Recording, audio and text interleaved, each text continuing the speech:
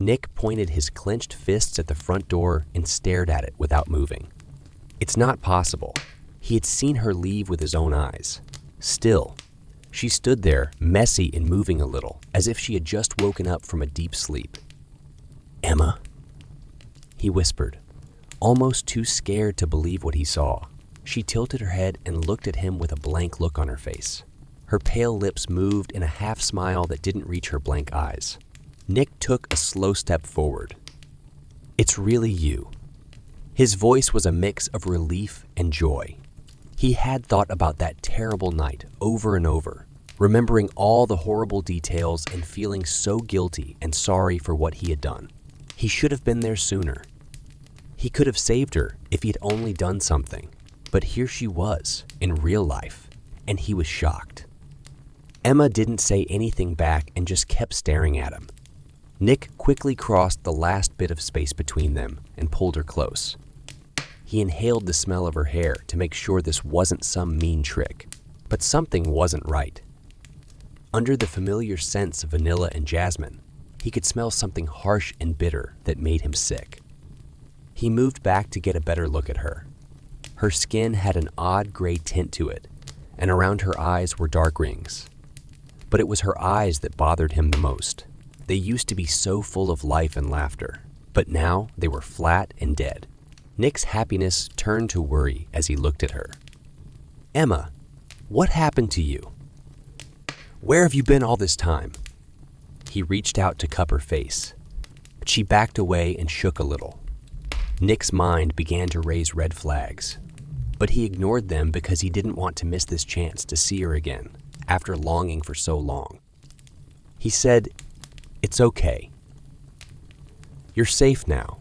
I'm just..." Emma turned around quickly and moved like a ghost into the living room. Nick looked at her with confusion as she wandered around, running her fingers along the couch and tables, but not really doing anything.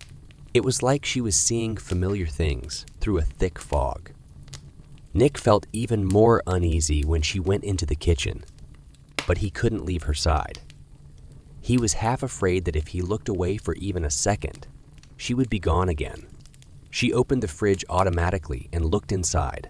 Then she looked back at Nick, and her eyes got so intense that they made him flinch. Did he see hunger in her eyes? It became very clear to him that something was seriously wrong with Emma as a lot of bad memories came back to him. He had buried the horrible details of that night with her, so he could not fully understand how horrible what had been done to her body was. But now, standing just feet away from this thin shadow of the woman he loved, it all came back to him so clearly it made him sick. Her pale, badly hurt body. The huge cuts, torn skin, and missing parts. And the horrible things they found out she had been through before her short life was brutally cut short. Nick was filled with anger and sadness again at how unfair everything was. But now there was a cold, growing fear on top of it, as the uncomfortable facts began to fit together in a scary new way. Emma let out a low, sharp moan and stumbled toward Nick with her hands clawed and spread, as if to grab him. He tried not to scream and stumbled backwards, ignoring what his eyes were telling him, even though his body begged him to run. This is not real. It had to be a nightmare or some kind of breakdown brought on by the bad things that had happened to him. Because the other possibility, that Emma had come back from the dead as one of the infected, a hungry living corpse, was too horrible to imagine. Nick knew he could no longer lie when she charged at him with a wild snarl and eyes that shone with hungry hunger. He no longer had a girlfriend. In her place stood a dumb, wild animal that wanted to kill him. Nick was backed into a corner, and Emma put her arms out on either side of him to hold him in. He was violently shaking because he was horrified at what she had turned into and desperately hoped that some of the woman he loved was still there, hidden beneath the monster, like hunger that was now filling her eyes. "Emma, please," he begged with broken voice. "It's me, Nick. Don't do this." She tilted her head and looked at him with an almost interested look. Then she lunged at him with her teeth showing. Nick screamed in fear as the smell of rotting flesh hit him. He used every bit of his strength to push her away and ran past her wet arms and legs to the front door. But she was so fast that she cut him off with a wild growl. While Nick ran the other way, he was stopped in his tracks by Mr. Johnson, who stood still in the kitchen doorway, his face pale as he watched the disturbing scene play out in front of him. Nick yelled, "Get out of here!" But it was too late. Emma ripped the old man apart with such savage force that blood and pieces of meat flew all over the floor and cabinets. Mr. Johnson's screams filled the room, but they were cut short too soon when he fell to the ground in a heap. It couldn't have been more than a minute, but to Nick, it seemed like it went on forever. He squished into the nearest corner and threw up fiercely as a new wave of color and copper hit him. This is not likely to happen. It had to be a nightmare, the worst nightmare you can think of. But the wet sounds of tearing and slurping flesh told a very different, horrifying story. Nick couldn't help but look back and see Emma hunched over the badly damaged body, shoving gobbets of blood into her mouth with wild recklessness. Her chin was wet with strings of muscle and viscera, which stained her hands and shirt a bright red. His gut swelled again, and this time he lost the little food that was still in it, heaving until only bile was left. Emma's bloody face rose and fixed him with a smile that seemed too aware and happy to be from a dumb zombie, which is what he thought it would be. As she slowly got up, she licked the gunk off her fingers one by one, enjoying every bite. Nick sprinted backwards quickly to get some space between them, but the wall stopped him in his tracks. He had nowhere to run, so all he could do was watch in growing fear as she stalked toward him, her tongue shooting out to clean up a red streak coming from the corner of her mouth. There was a lot of shaking in his voice as he said, "Please, Emma, don't do this. I know you're still in there somewhere. Fight it. Come back to me." She stopped and tilted her head back in that annoyingly familiar way. Then she jumped at him out of the blue and pinned him down while her sharp nails dug into his wrists, drawing thin lines of blood. Nick closed his eyes tight, getting ready for the pain that was going to happen. Instead, he felt her hot breath against his ear. "Not! Emma!" she hissed in a low voice, letting him know what he already knew to be true. It was clear that he no longer loved her. In her place, something evil had grown and was eating off of her skin. Nick shook wildly and pulled out one arm to push her away with all his power. Her scream sent her flying backwards, and she almost fell on Mr. Johnson's body. Nick ran right past her in a panic, fumbling with the lock until it finally gave way. He was briefly blinded by the sun, but he didn't stop. He ran down the steps and into the street without looking back. Nick fought the desire to look over his shoulder as his sneakers hit the asphalt. He was sure she would be right behind him, mouth open. He could never keep up with her because she was so fast. But he had to hide, get as far away as possible, and get his bearings before he could think of a way to end this crazy nightmare for good. Because one thing was for sure. He would never be safe again as long as that thing that used to be Emma was still walking. Nick squatted behind the fallen trash can and listened carefully, his ragged breathing making it hard to hear any sounds of someone chasing him. He could only hear the sounds of a city. Cars honking, yells in the distance, and one siren fading into the background. There wasn't a clear goal in his mind as he ran for what seemed like hours, putting as many streets between himself and that awful scene as possible. The area where he and Emma used to live now felt more foreign than anywhere else because of the terrible events that had happened there. Nick's energy was gone because he was tired and lost in a part of town he didn't know. He felt a strange calm settle over him, letting reality slowly sink its cold claws back in. Emma was gone, and someone even more dangerous than the ones who had killed her had taken her place. Nick leaned back against the dirty walls and hugged his knees to his chest. He couldn't help but cry. What did he need to do next? Call the cops and try to explain what you can't explain. Run away from the city and live his life, always looking over his shoulder. Or you could face her again in one last argument, no matter how it ends. He felt a chill go down his spine as he thought about that last choice.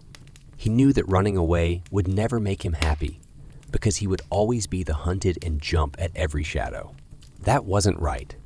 He had to end this, if only for Emma's sake. How though? His eyes fell on a baseball bat that was sitting next to a dumpster that was full of trash. This was rough, but it worked. If he caught her off guard, it might have been enough to stun or kill her. Nick tensed up as he thought about how easily she had ripped Mr. Johnson apart like a prey.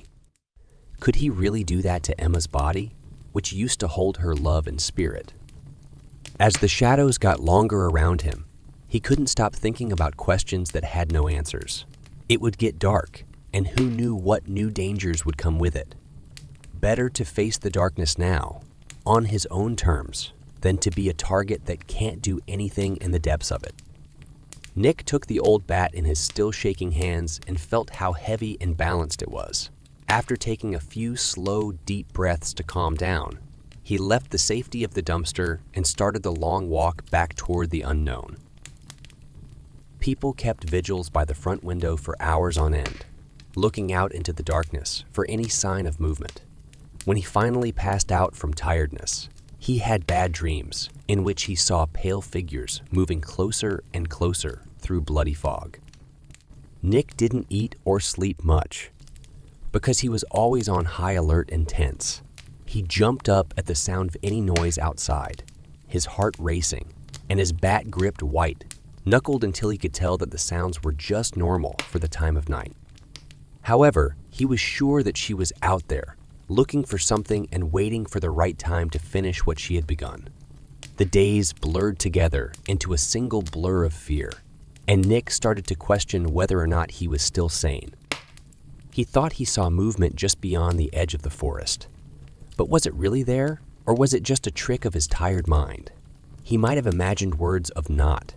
Emma, on the wind, or claws gently scraping at the back door, while he shivered and listened for a sound that might not have been there at all. Nick was going crazy and losing himself more and more every night. The things that were keeping him together were getting so weak that they might break. Ending this for good was the only thing that could save him from dying. Nick fell out of the tree and held his gun up in the air. The forest was colored red and gold by the sunrise, which was a strangely beautiful contrast to the sadness that had come over his life. She was just as sure to be waiting for him out there as he was for her. Two souls stuck together in a terrible fate he could no longer bear. "Let it end," he said in a quiet voice. "Ask Emma to come get me. There is no doubt that this nightmare will end today."